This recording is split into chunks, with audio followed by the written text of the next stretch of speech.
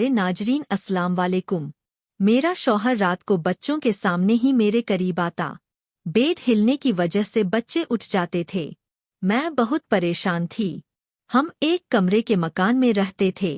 बच्चे बड़े होने लगे थे। मेरे शौहर को काफी बार रोका लेकिन उससे कंट्रोल नहीं होता। एक रोज मैं बाजार किसी काम से गई। जब वापस आई तो यह देखकर मेरे होश उड़ गए कि मेरा 15 साला बेटा मेरी 12 साला बेटी को कमरे में बेड पर कल की सारी रात शौहर के साथ वक्त गुजारने में बहुत ज्यादा थक जाती थी। मेरे जिस्म में थकावट की वजह से शदीद दर्द होता था। लेकिन आज रात फिर मेरे शौहर ने मुझसे वही मुतालबा किया। मैं थक चुकी थी। कई बार उसे कह चुकी थी कि बच्चे जवान हो गए थे। वो सब कुछ समझते हैं। आप थोड़ा एहतियात किया करें। लेकिन वो शख्स, उसको मेरी कोई भी बात समझ न आती थी। इस सब का नतीजा मैं खुद देख चुकी थी और मैं यह चाहती थी कि मैं अपने शौहर को यह सारी हकीकत बताऊं, लेकिन शर्म के मारे मैं ना बता पाती थी, क्योंकि यह बात करना मुझे जेब ना देता था और वह भी अपने ही किए की बात उनसे कहूं। मेरा शौहर नईम यह ना जानता था कि बच्चों की यही उम्र होती है, जिस उम्र में अच्छाई की तरह रुखबत हासिल करते हैं या फिर बुरे कामों में दिलचस्पी लेना शुरू हो जाते हैं। बच्चे कम उम्र में ही अपने वालिदैन से सीखते हैं और जब वह सब कुछ सीख जाते हैं तो फिर वह उसको अपनाना चाहते हैं। और बिल्कुल मेरे बच्चों ने भी ऐसा ही किया था। रात के वक्त जब नईम और मैं करीब आते थे और हमारे इस काम करने से बच्चे उड़ जाते थे, मैंने कई बार नोट किया था कि वह जाग रहे होते थे लेकिन हमें कुछ नहीं कहते थे। दर हकीकत हमारा एक ही कमरा था, एक किचन और बाहर छोटा सा सहन था। बहुत ज्यादा मुश्किल के साथ हम इस घर में गुजारा कर रहे थे। पहले तो बच्चे नहीं थे। मैं इस घर में पुरस्कून जिंदगी गुजार रही थी। लेकिन अब खुदा का शुक्र है कि हमारी फैमिली बड़ी हो चुकी थी और बच्चे भी दिन ब दिन जवान होते जा रहे थे। इसलिए मैं चाहती थी कि हमारा घर बड़ा हो ताकि बच्चे भी पुरस्कून माहौल में परवरिश पाएं और मैं भी अपने शौहर की बात मान सकूं। लेकिन यह सब कुछ आसान ना था। अभी हमारे हालात इतने अच्छे ना थे कि हम एक बड़ा घर खरीद सकते। इसी घर में गुजारा करना था और उसके साथ ही मेरे शौहर की यह डिमांड मुझे मजीद शर्मिंदगी का बायस होना पड़ता था। मैं उन खवातीन में से नहीं हूं जो अपने शौहर से हर वक्त करीब आने का मुतालबा करती है और कहती है कि उनके शौहर उनके साथ ज्यादा से ज्यादा वक्त गुजारें। मुझे बहुत ही अजीबोगरीब लगता था जब मेरा शौहर मेरे रोकने पर भी रात को मुझसे वह सब कुछ करता था जिसके लिए मैं ना मानती थी। शायद बच्चे भी हमें कई बार यह सब कुछ करता हुआ देख चुके थे, इसीलिए उस दिन आलिया और अरसलान वो हरकत कर रहे थे। मैंने कई बार नईम को रोका था लेकिन वो अपनी आदत से मजबूर हो चुका था। सारी रात उसको मेरे करीब आने का शौक होता था, बेशक चाहे बच्चे जाग भी रहे होते थे। उनको इस चीज से कोई फर्क ना पड़ता था। एक कमरे में 3 बच्चे और उसके साथ गजब खुदा का। एक ही बेड पर यह सब कुछ करना मेरे लिए बहुत ही शर्मिंदगी की बात थी, लेकिन मैं मजबूर थी। अपने शौहर की बात ना मानती तो वो मुझे कई तरह की बातें करता और बहुत ही अजीबोगरीब बातें करता था। ऐसी बातें जिनको सुनने से बेहतर है कि इंसान उसकी यह बात मान ले। दर हकीकत वो मुझसे कहता था कि अगर तुम्हें मेरे साथ यह सब कुछ करना तो किसके साथ करना चाहती हो? ना जाने तुम क्या चाहती हो। मेरा हक है यह सब कुछ करना और तुम अपने हक को फराइज भूल चुकी हो। मैं नईम से कोई और बात करती थी लेकिन वह इसी बात पर ले आता था। दर हकीकत मैं बच्चों की वजह से उसको यह सब कुछ करने के लिए रोकती थी, लेकिन वह सोचता था कि मैं उसके करीब नहीं आना चाहती। इन दोनों बातों में बहुत ज्यादा फर्क था, लेकिन यह बात नईम को अक्सर मैं समझा ना सकती थी। इस कदर रोमांटिक इंसान मैंने अपनी दुनिया में ना देखा था। हर वक्त उसको रोमांस के अलावा और कुछ नजर ना आता था और यहाँ तक कि मेरी सारी रात उसको रोकने और मना करने में गुजर जाती थी। यहाँ तक कि बच्चे भी हमारी आवाज और हिलने जुलने की वजह से उठ जाते थे। कई बार तो आलिया और अरसला ने जब मुझसे पूछा कि अम्मी जान आप रात को इस वक्त क्या हुआ है, आप क्यों उठ रही है, तो मैं वहीं पर शर्मिंदगी के मारे डूब जाती थी। मुझे समझ नहीं आती थी कि उन लोगों को क्या जवाब दूं। तब मैं उनसे कहती कि बेटा तुम लोगों को परेशान होने की जरूरत नहीं, बस मेरी तबीयत नहीं ठीक इसलिए बेचैनी महसूस कर रही हूँ और उठ गई हूँ। तुम लोगों को परेशान होने की जरूरत नहीं। इसी तरह के कई बहाने उन लोगों को सुना देती थी, लेकिन नईम अपनी हरकत से बाज ना आए। मैं अक्सर उसी के बारे में सोचती रहती थी, और आज भी यह सब कुछ मैंने अरसलान और आलिया की हरकत को देखते हुए सोचा था, और कह रही थी कि काश नहीं मेरी बात मान लेते तो बच्चे इतना बड़ा गुनाह करने से बच जाते, और उनके जहनों में यह बातें अभी ना आती। क्योंकि जिन बच्चों के जहन इस तरह के हो जाते हैं, ना तो वह तालीम पर तवज्जो दे पाते हैं और ना ही अपनी जिंदगी में आगे बढ़ पाते हैं। और यह सब कुछ मैं अपने बच्चों के साथ नहीं होने दे सकती थी। इसीलिए सबसे पहले मैंने नईम से कहा कि तुम्हें इस काम को रोकना होगा। अगर तुम्हें बहुत ज्यादा शौक है तो एक और घर लो, ताकि मैं अपने बच्चों को अलग अलग कमरे में सुला सकूं और खुद भी अलग कमरे में सो जाऊं, ताकि कम से कम बच्चे तो हमारी वजह से डिस्टर्ब ना हो। लेकिन नईम भी मजबूर था। उसके पास भी इतने पैसे ना थे कि हम अभी अभी घर ले लेते, और ना ही हमारी हैसियत इतनी थी कि बड़े घरों में हम रह सकते हैं। लेकिन नईम ने मुझे हौसला दिया और कहा कि तुम्हें परेशान होने की जरूरत नहीं, मैं बहुत जल्द ही एक घर ले लूंगा जहां पर हम पुरस्कून तरीके से अपनी जिंदगी बसर करेंगे। मैं खामोश हो जाती हूँ और फिर अपने काम में मशगूल हो जाती थी, लेकिन हर वक्त हर रात मेरे लिए तलवार की तरह लटकी रहती थी। अब मुझे अपनी रातों से नफरत होने लगी, क्योंकि मैं इस काम से थक चुकी थी। मैं जरा भी इस काम में सुकून और दिलचस्पी नहीं हो रही थी, और ना ही मैं उन खवातीन में से हूँ कि मैं चाहूँ कि मेरा शौहर हर वक्त साथ रहे और मेरे करीब रहे। मुझे यह सब कुछ पसंद ना था। खैर, इसी तरह जिंदगी गुजर रही थी।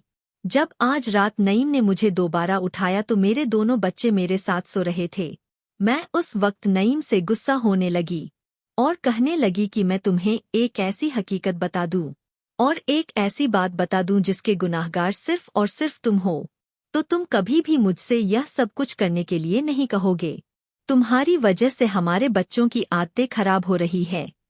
तुम्हें कई बार रोकने की कोशिश की है। हर वक्त तुम्हारे दिमाग पर बस एक ही बात होती है, इतना भी इंसान को जिनसी लगाव नहीं होना चाहिए। अभी मैं यही कुछ कह रही थी और अपनी आवाज को इस कदर आहिस्ता करके बोल रही थी कि बच्चे ना उठ जाए और ना ही वह हमारी आवाज सुन ले कि नईम ने मुझे अपनी तरफ खींचा और अपना काम करना शुरू हो गया। मुझे बेहद तकलीफ होती थी। मैं थक जाती थी और यह सब कुछ करने से बच्चे भी जाग जाते थे, क्योंकि बेड हिल रहा होता था। मैं खामोश हो गई। अब मुझे यह सब कुछ जबरदस्ती लगता था। हालांकि नईम अपने पूरे हक के साथ यह सब कुछ करते थे, लेकिन मैं अब इस चीज से थक चुकी थी। सुबह होने वाली थी और उन्होंने मुझे छोड़ा तो मैं बिल्कुल थक चुकी थी। मुझे यूं लग रहा था कि जैसे मेरी सारी ताकत खत्म हो गई हो और मैं बेजान हो चुकी हूँ।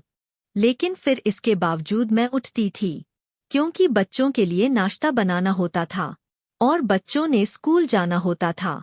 आज जब मैं उठी मुझसे उठा नहीं जा रहा था, लेकिन मैं अपने बच्चों को क्या बताती। उनके सामने जो कुछ हो रहा था वह भी अपने आप को उसी की तरफ लिए जा रहे थे। नाश्ता बनाते वक्त तो मैंने उस वक्त को याद किया जब नईम और मेरा निकाह हो रहा था, और निकाह के फौरन बाद नईम ने मुझसे एक बहुत ही अजीबोगरीब शय का मुतालबा किया था। उसको सुनते ही मुझे बहुत ही बुरा लगा था, क्योंकि जो वह चीज कह रहा था वह शादी के बाद ही मुमकिन थी। हमारे यहाँ यह रिवाज नहीं था कि निकाह हो जाए तो उसके बाद लड़के और लड़की को खुली छोड़ दी जाए और उनके जो दिल में आए वह करें।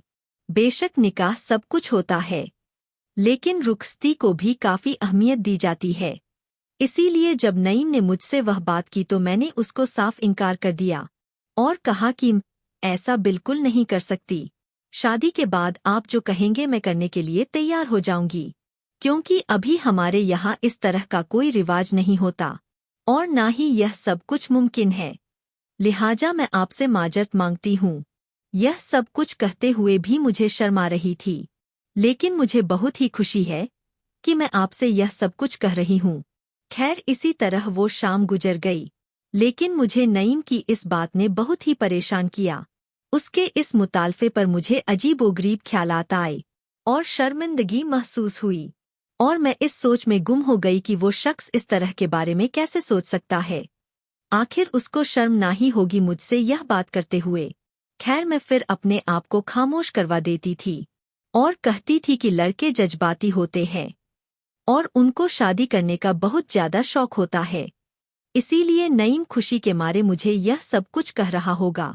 मैं खामोश हो गई। लेकिन हमारे निकाह के 1 साल बाद हमारी शादी हुई। उसे 1 साल में नईम ने मुझसे कई बार बाहर अकेले मिलने के लिए बुलाया, लेकिन मैं उसके कहने पर एक बार भी उसके पास ना गई थी, क्योंकि मैं जानती थी अगर मैं उसकी बात मान ली तो फिर वह अपनी तमाम हदें पार कर लेगा। लेकिन उसकी वह निकाह के बाद वाली एक रात जब उसने मुझे छत पर अकेले मिलने के लिए बुलाया था, आज तक ना भूली थी।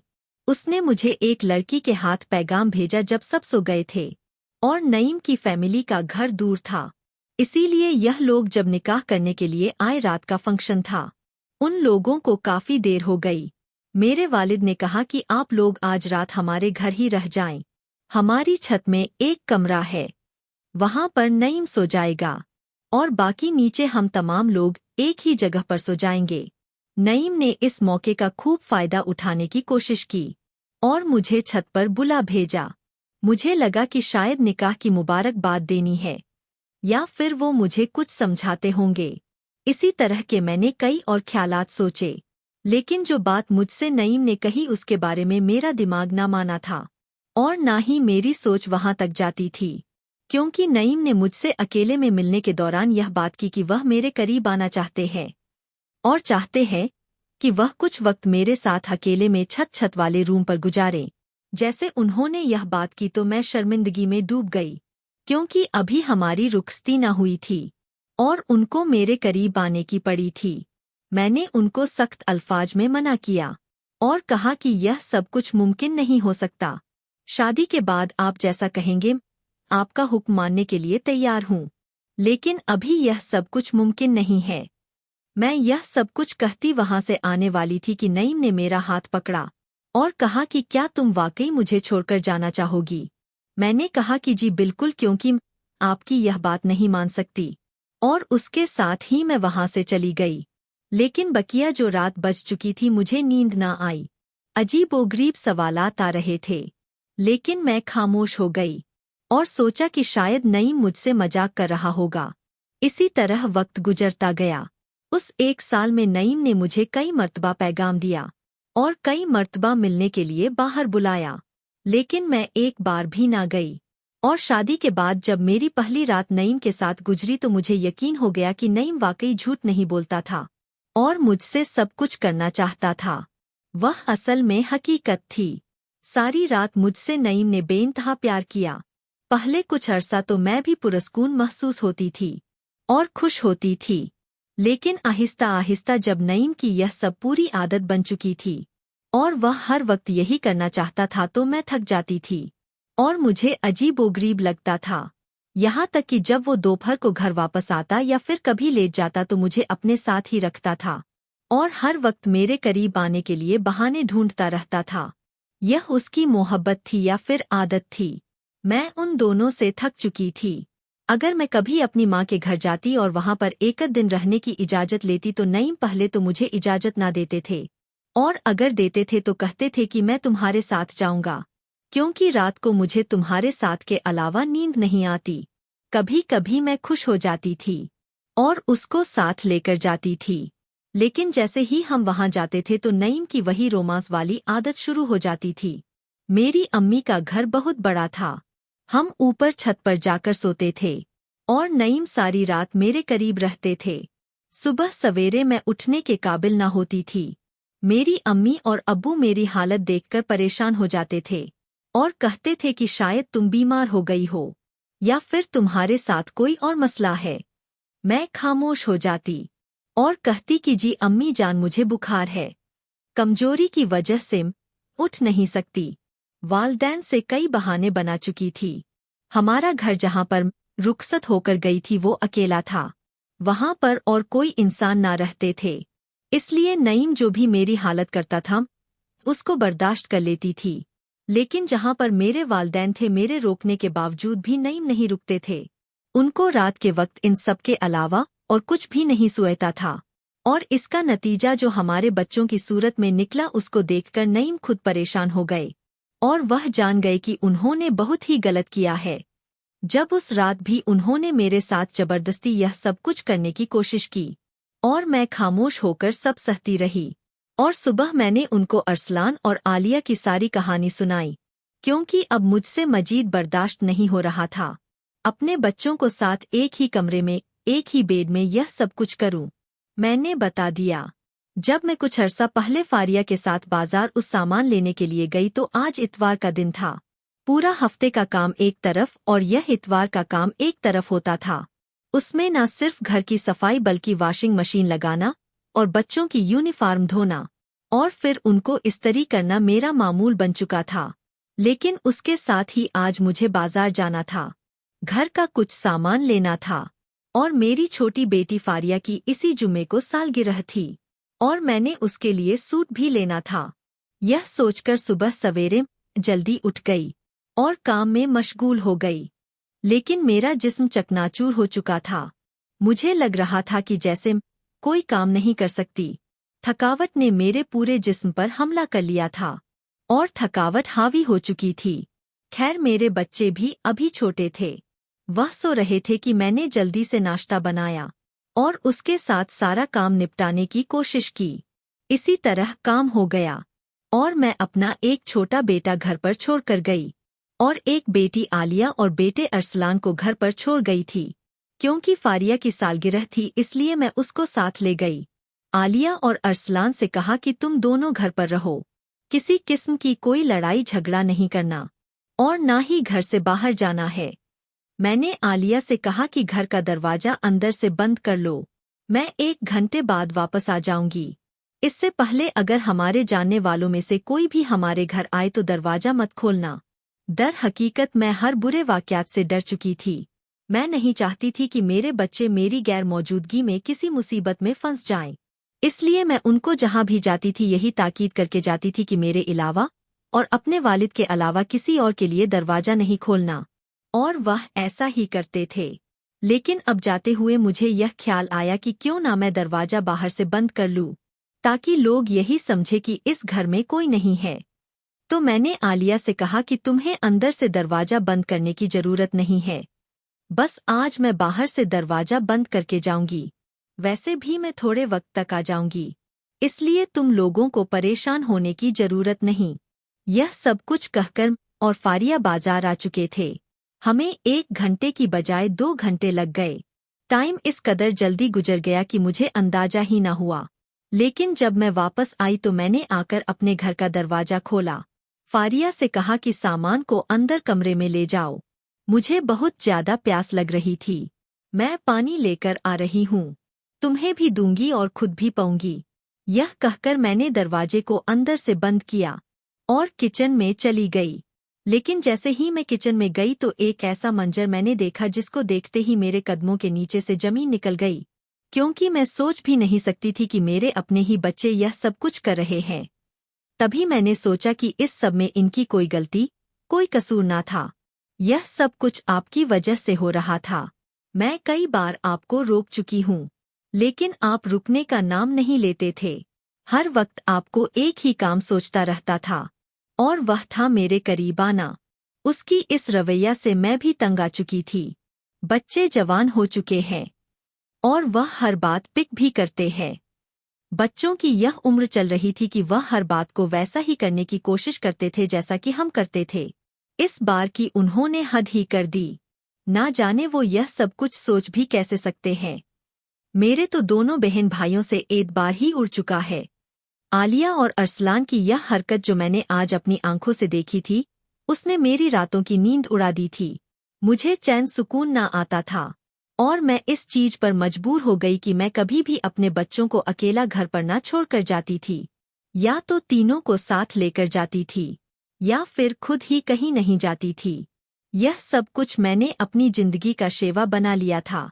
अरसलान और आलिया की हरकत ने मुझे पागल करके रख दिया।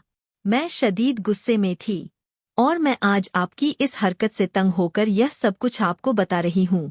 जैसे मैंने यह सारी कहानी नईम को बताई तो उन पर हैरतों का पहाड़ टूट पड़ा। इतना ही नहीं, मैंने उनको यह सब कुछ रोकने पर मजबूर कर दिया। तो यह सुनकर नईम के कदमों के नीचे से जमीन निकल गई। वह सोच भी नहीं सकते थे कि उनका यह सब कुछ करना उनके बच्चों पर असर डाल सकता है। मैं तो उनको कई बार कह ही चुकी थी कि बच्चे हमें देखते हैं, वह जाग रहे होते हैं, अपने आप को कंट्रोल में रखा करें। लेकिन उनको मेरी बात समझ ना आती थी। जब मैंने उनको एक खतरनाक हकीकत से आगाह किया तो वह जान गए थे, खुद ही शर्मिंदा होने लगे, और उसके बाद उन्होंने मुझसे किसी किस्म का कोई मुतालबा ना किया। अब जब तक इस घर में रहे उन्होंने मुझे कभी भी अपने करीब आने के बारे में ना कहा था। यह सब कुछ बताने के बाद मेरी जिंदगी भी सुकून में आ गई थी, और बच्चों पर भी मैं सख्त कड़ी नजर रखती थी।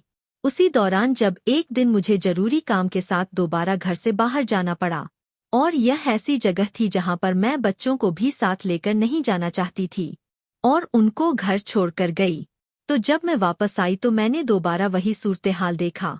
कुछ अरसे बाद बच्चों को जब दोबारा यह सब कुछ करने का मौका मिला तो वह बाज ना आए।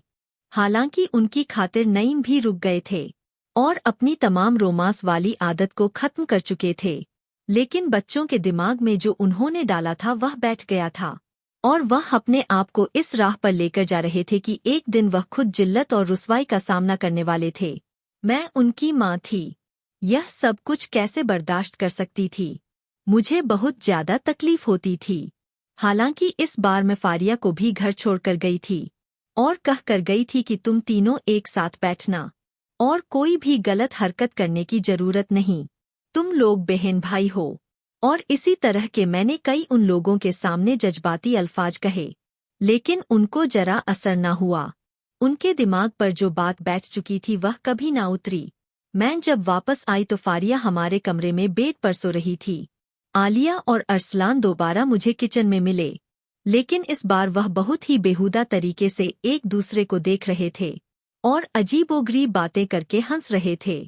मुझे उनकी यह बात भी बुरी लगी थी। मैं चाहती थी कि वह बहन भाई है और एक हद में रहकर खुद से बात करें। मैं जैसे गई तो आलिया मुझे देखकर हक्का बक्का होने लगी। मैंने उसको एक जोरदार थप्पड़ मारा और कहा कि तुम्हें मना किया था ना कि भाई के करीब नहीं जाना और ना ही उससे किसी किस्म की कोई बात करनी है, तो फिर यह सब कुछ क्या है? तब आलिया ने कहा कि अम्मी जान आपको क्या हो गया है? अब मैं बड़ी हो चुकी हूँ। कुछ अरसे पहले जो नादानी मैंने की थी उस पर बहुत ज्यादा शर्मिंदा हूँ, लेकिन अब तो मैं भाई के साथ हंस रही थी। हम अपने स्कूल में क्लास फेलो की बात पर हंस रहे थे। यह अब सब कुछ क्या कह रहे हैं? जैसे ही आलिया ने मुझे यह सब कुछ कहा तो मैं थोड़ी मुतम हुई और उन दोनों से कहा कि कमरे में जाओ और बैग खोलकर पढ़ने बैठो। मैंने पानी पिया और कहा कि शायद मैं बहुत ज्यादा टेंशन और परेशान होने लगी हूँ और उनके बारे में बहुत ज्यादा सोचने लगी हूँ, इसलिए मेरी सोच में हर वक्त यही घूमता रहता है। और जैसे ही मैं उन दोनों को करीब देखती हूँ तो मुझे फौरन वही बात याद आ जाती है। खैर, मैंने किचन से पानी पिया और वापस कमरे में आ गई। शाम को मेरे शौहर ने मुझे एक ऐसी खबर दी जिसको सुनते ही मैं फूले ना समाती थी। उसने मुझे बताया कि अब तुम्हारी तमाम परेशानियां खत्म हो गई है, क्योंकि मुझे कंपनी की तरफ से एक घर मिल गया है। यह घर बहुत खूबसूरत है और उसमें बहुत बड़ा सहन है, 4 कमरे हैं, एक किचन है और स्टोर रूम भी है। तुम देखोगी तो हैरान हो जाओगी। हम कल ही उसमें शिफ्ट हो जाएंगे। जैसे मैंने यह सब कुछ सुना तो खुदा का शुक्र अदा किया, और नईम को जो बात मैंने बताई थी वह उसके दिल पर लगी थी, क्योंकि वह अपने बच्चों का मुस्तकबिल खराब नहीं कर सकता था और ना ही उनके जहन को बिगाड़ सकता था। इसलिए उसने जल्द ही अपने अफसर से बात की और घर का इंतजाम किया। हम एक दिन बाद उस घर में शिफ्ट हो गए। यह घर हमने किराए पर दे दिया और वहां पर पुरस्कून रहने लगे। आलिया को मैं अलग कमरे में सुलाती थी और अरसलान को भी अलग कमरे में सुला देती थी। फारिया भी आलिया के साथ सोती थी। उसके अलावा और नईम अलग कमरे में सोने लगे और मेरी जिंदगी कुछ सुकून में आ गई। अब नईम की आदत भी थोड़ी संभल चुकी थी। वो कभी कभी मेरे करीब आते थे और इस तरह मुझे भी खुशी और राहत महसूस होती थी। हर वक्त का करीब आना मुझे जरा पसंद ना था। अब तो हमारा कमरा भी अलग हो चुका था। मैं मुतम और पुरस्कून होकर उसकी हर बात मानती थी और इसी तरह हमारी जिंदगी बहुत ही खूबसूरत गुजरने लगी। लेकिन मुझे जब भी अरब वो अरसलान और आलिया की बात याद आती थी तो बेहद तकलीफ होती और मैं शर्मिंदगी के मारे झुक जाती थी, क्योंकि बच्चों के जहन में अब भी हमारी वो हरकतें याद होंगी। वो बेड का हिलना और नईम और मेरा करीब आना बच्चों को अब तक याद होगा। मुझे यह सोचकर बड़ी शर्म आती थी। जब भी मेरे बच्चे आपस में बैठकर बचपन की बातें याद करते थे और अपनी यादों को ताजा करते थे तो मैं वहां से उठ जाती थी, क्योंकि उनकी यादों में हमारा करीब आना और वह रोमांस करना भी आता था। इसलिए मैं उनकी महफिल में न बैठती थी और काम का बहाना करके उठकर चली जाती थी। खैर, यह सब कुछ भी जिंदगी का हिस्सा है। इसी तरह वक्त गुजरता गया, बच्चे जवान होते गए।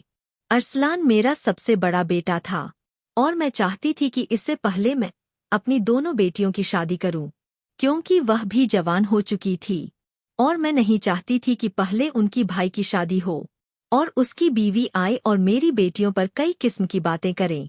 इसलिए बेहतर यही था कि हम आलिया और फारिया की पहले शादी करते थे और मैंने यही किया। उनके मुनासिब रिश्ते ढूंढकर मैंने उनकी शादी बहुत ही अच्छी जगह कर दी और वह अपने घरों में बेहद खुश और मुमीन रहने लगे। इसके बाद मैंने अपने बेटे अरसलान की शादी की। जिस लड़की से शादी की वह बहुत ही मासूम और खूबसूरत थी। उसने आकर बहुत जल्द हमारे घर को संभाल लिया। घर के तमाम जिम्मेदारियां उसने ले ली और मुझे तमाम जिम्मेदारियों से जान छुड़वाना पड़ी। काफी अरसे तक मैंने अपने तमाम हुकूक और फराइज पूरे किए, लेकिन अब बारी है मेरी बहू की और उसने मुझे वह सारी खुशियां अता की जो मैं उससे चाहती थी। और बहुत जल्द खुदा ताला ने हमारे घर में एक नन्हा मेहमान भेज दिया, जिसकी खुशी में दिन रात हम बातें करते हैं और इस्तकबाल के लिए रोज महफिल सजाते थे। इसी तरह मेरे बेटे अरसलान का बेटा अयान पैदा हुआ। हमने उसकी पैदाइश पर इस अपनी खुशी का इजहार करते हुए एक बहुत ही खूबसूरत दावत रखी, जिसमें तमाम रिश्तेदारों को बुलाया। अब इसी तरह मेरी जिंदगी मेरे बच्चों के साथ खुशो खुरम तरीके से गुजर रही है।